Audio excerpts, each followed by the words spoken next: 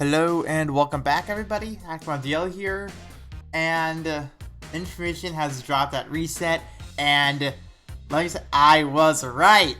I predicted it. It's a Gala Dragalia, right? Yes, yes, and what's even more impressive about this is that not only do we guess the unit, but in the Discord we called the type and the weapon type as well. So now we know the pattern. Now we know the official pattern, and oh boy, alright. I'm very excited for this. Alright, I'm very excited.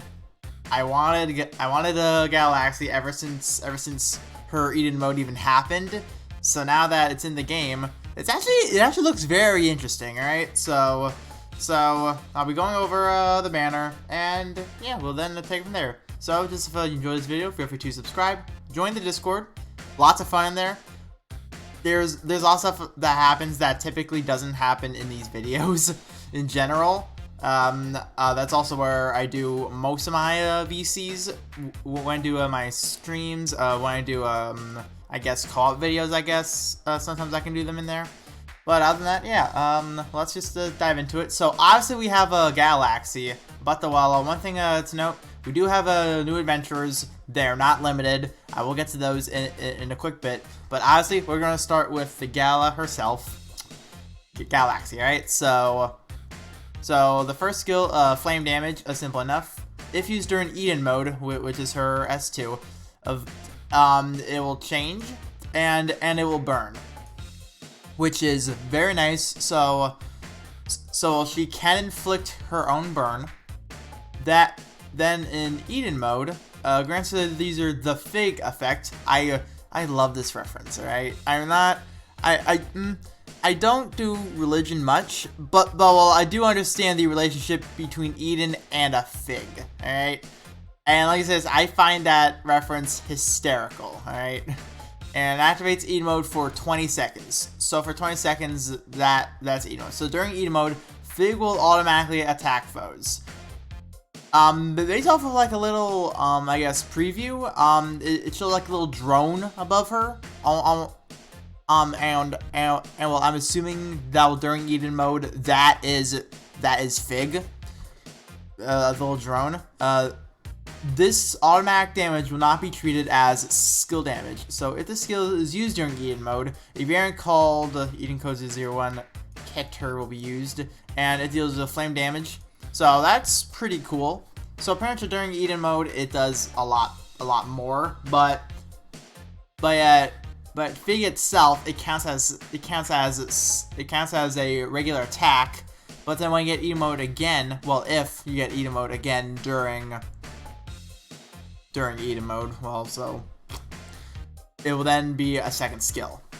So that's interesting. Collab, standard attack damage. Finally, we have another one that's not Tiki. All right, we have another one that's not Tiki. If you don't have a standard attack, I recommend trying to get her because standard attack that can be used on a couple of really good units. All right, then pretty much a flurry res in short. All right, so here is where she starts to get a little crazy. All right, so grants Laxi a charge gauge with 3 bars. It fills with standard attacks, force strikes, and dash attacks, and grants cumulative buffs to Laxi based on the number of bars filled. So apparently this is like a skill reservoir, but with each bar filled, it grants you a buff. All right. So 1 bar increases defense by 20%, 2 bars increases attack skill damage by 15, and 3 bars increases strength by 15. So yes, it does cap at 3. Laxi's charge gauge will not fill once she has the Fig effect, and the gauge will reset, and all of the above buffs lost when Fig effect is removed. So pretty much during Eden mode, it will be preferred to have all three buffs active. That way you can make the most out of the Fig effect. But then, well, when the Fig effect is removed, she then needs to rebuild everything. So this is very, I would say this is almost like Chrom. All right, I did predict that she would be a burst damage dealer. technically she is. Technically she is a burst damage dealer. So, yeah. That's all I'll say about that. Technically I was right about the burst damage dealer. But, well, I was not right about her, like, eventually taking damage or some shit. So, and then Sleep and Stun Res. So, this is going to be great for Volk especially. Critical Frenzy 2. This is fun, alright? Increases crit rate by 4% for every 15 hit combo, so up to 3 times per combo. So, pretty much, 45 hits, you get 12% crit rate. And adds 4% to critical damage each time one of these attacks is a crit, up to 10 times. So pretty much, she get 40% crit damage and additional 12% crit rate just from attacking alone. Then after activating a critical damage increase will not activate again for 1 second, and these are removed when the combo counter resets. So pretty much, she wants to operate on a flurry basis, alright? I already have a great team idea for her. For potential prints, me and my bestie, because well, first of all, Marth exists, and second, she can still burn on her own. It will take a little bit, but she can still burn, so me and my bestie will be a great idea. Then also Primal Crisis for Flurry Strength and Flurry Devastation. That way she can get more crit rate and much more strength. Probably having a Marth on the bench as well, that can be very beneficial as well. Then as for other benches, I recommend Ezlith and Nobu because those two also have a combo time extender that will benefit her massively. You could also run a Halloween Mim on the bench as well. That way you can make most of any That way you can make the most of any critical hit you do. That would be nice. But well, I have a feeling Marth would be used for just more flurry in general, and that way you aren't relying on the critical hits. Now that I really think about it. So actually, yeah, it probably will be Marth over Halloween Mim. But yeah, though.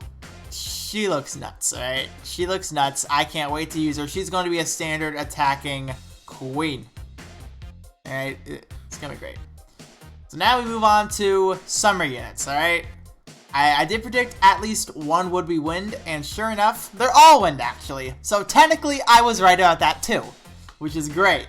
So we have a Summer Snowa, who is still a support unit, still a wand. So she operates a little bit tricky, alright? A little bit tricky, based off of what I can tell. So, deals 1 damage, draws them together, inflicts poison, and grants the user 1 stack of Overload. Overload decreases skill gauge field rate for the Chrono Trial S1 skill by 30%. Overload can stack up to 3 times and is not removed by shapeshifting. So regardless, you always have these. So, well, pretty much, just if I'm correct, if I'm correct at least, I could be wrong about this. The more you use a skill up to 3 times, the faster it charges. Alright, I could be wrong about that. I could be misinterpreting it. For all I know, this means that it takes longer to fill. I could be brain dead, so... But yeah, though, if it does fill faster, that's great. For that skill. And Bracing Summer consumes all stacks of Overload and applies one of the following bugs at random to the user for each stack of Overload consumed. Increases Inspiration by 2 stages. I now know how Inspiration works. When you get 5, it's a guaranteed crit. Adds 15% to the modifier applied to critical damage for 30 seconds and increases critical rate by 20% for 30 seconds. So I think this is almost like Summer Mikoto levels of just how long something can last. And I think that's a good thing. Because once again, 30 seconds, that is nothing to snuff at. That's a long time, 30 seconds in most fights. So, same buff will not be granted multiple times by one use of the skill. So pretty much you can't get crit rate 40% in one go, alright? Alright, when you get 2 stacks, for example, you can get either critical damage or crit rate or inspiration and crit rate, something like that. All right, you can't get crit. You can't get a crit rate twice, for example. If the skill is used when the user has 3 stacks of Overlord, all 3 buffs will be granted to the entire team. So yeah, make sure you use a Chrono Trial 3 times before using Bracing Summer, because that is stupid. All right, because well, imagine someone like Hawk getting crit rate and critical damage, or even Tobias, maybe even like Lin Yo. Alright, that is actually stupid. Alright, so if the skill is used when the user has no stacks, 1 random buff from buff will be granted to the user. Okay, cool. So then Ozzy skill damage, poison equals res. So determination 2, increase damage dealt by the skill Chrono Trial based on number of Overlord stacks the user has. The first stack will increase damage by 20%, with additional stacks increasing by 5% each. So branch up to 30% additional damage on the S1. Just by making sure you have multiple stacks of Overlord. So it looks like you actually can make her a DPS support, actually. Interesting. Huh. For some reason, Wind is pretty good at that, making DPS supports, because Tobias is a prime example. Dare I say Silas too? But yeah, freeze res. Then also skill damage, which just solidifies that fact. So then it sounds like when it comes to determination in conjunction to how Bracing Summer and Chrono Trials works, for a DPS build, you might just want to stay at 3. That way Chrono Trial is doing an additional 30%. But also, however, when you get 3, you can take massive advantage of this. Well, I would say it depends on how fast it fills, but I feel like that could be a lot of fun though. I feel like she can have some fun usage. All right, so now moving on, we have Summer Norway, who's also a Wind Dagger and is now an attack unit. All right, so this is more confusing. All right, I will say this is more confusing. Alright, so Summer Memories deals wind damage to target nearby enemies, activates skill shift for both this skill and the second skill. Phases 2 and 3 both increase damage dealt. Phase 4 does not deal damage, and instead removes all stacks of Doubtful Spirit applied by the S2, and energizes the entire team. Give me 1 minute. There we go. So now the S2 deals wind damage. Activates skill shift for both of this skill and S1. Phase 2 and 3 deals more damage. Phase 4 inflicts poison on foes and inflicts 1 stack of Doleful Spirit on the user up to a maximum of 4 stacks. So yeah, that's a long time. You can go through 16 phases for 4 stacks. That's a lot. When the user has 1 or more stacks of Doleful Spirit, their energy level will not increase. And using this skill during phase 4 will cause them to take damage. The more stacks of Doleful Spirit the user has, the more damage they will take. Stacks of Doleful Spirit will not be removed upon shapeshifting. So then pretty much when it comes to how these two work, first of all, I do not know whether or not when you use, for example, this S1, it will immediately prep S2. Then so on this prep S3, and therefore this will prep S4. I don't know if that works in that way. But, however, it sounds like you want to Emperor Love S4, then Summer Memories S4. That is something that you must keep in mind when using him. But, however, I can see this Doleful Spirit. I can see that being almost like a hindrance in some cases. Because even though energy levels is not the biggest thing in the world, it's really the HP damage. You just have to play good, I guess. I guess that's it. So then, just now standard crit rate, and now actually a flurry HP regen, which is actually pretty damn cool. This is actually really good. So yeah, that's nice actually. That's very nice. Freeze res, poison punisher, and increases users' skill gauge fill rate as their energy level increases. max bonus when they're energized is 25%. So I think it's technically 5% per energy level because it obviously starts at 5. But yeah, sorry, I just woke up. But that's honestly pretty nice. Therefore he can then get these faster at least. But only the S4 of, I mean, only phase 4 of the S1, only that energizes. So I don't know how that'll work exactly. You might need energy levels from other places in Wind in order to truly benefit this, but still pretty niche, pretty nice, my bad. And now finally, Summer Sakuya. Called this one too on the dot. Summer Sakuya. For some reason, people were saying she was an adventurer because of the crocodile. It looked more like an adventurer. I didn't believe that for 1 second because we have Jean and Dragoneel Jean existing. It's not a Mim and Brunhilde case. So that's my take on that. But regardless, so let's look at her ability first, right? If the user is attuned to Wind, grants the user a smiling flower at the start of the quest and grants an additional smiling flower every 60 seconds up to a max of 6. The user will receive the following buffs based on their total number of smiling flowers. Alright, so in of itself, max of 6, 60 seconds, that is 6 minutes. Most runs don't last that long. So that in of itself, that is okay.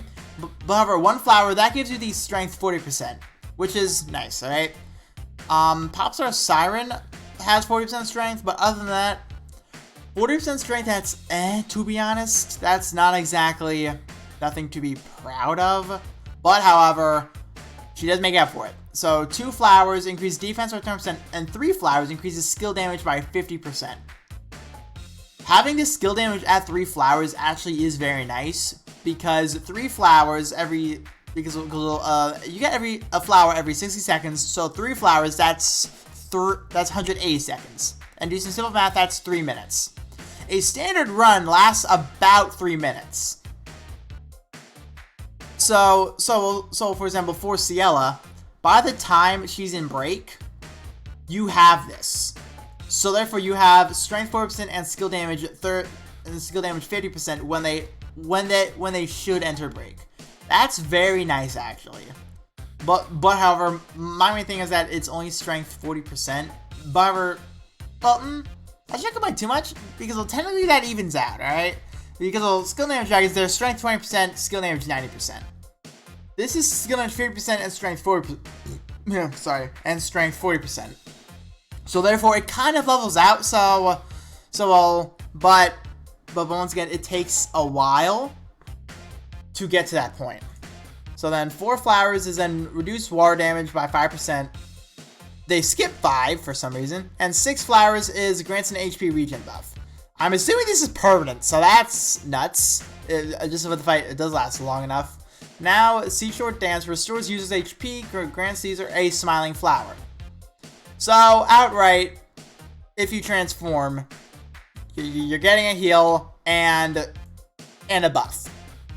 So potentially you can get the 3 flowers much sooner, depending on how soon you dragon. But however, I don't know if you acquiring this smiling flower buff from the skill technically resets the timer. That I don't know, but I feel like she's actually pretty solid because she does much more than just damage. She can have you take a hit, then eventually say, I can take it, then I can heal it. She's like almost a all-in-one kit, really. But however, you do need to take your time with her. You do need to take your time, but I feel like she is very, very good. So, that's actually it for everything that's coming. I'm actually very excited for Sakuya and Laxi especially. To be honest, Norwind and Snowa, I will need to see them in action, more or less. But, yeah.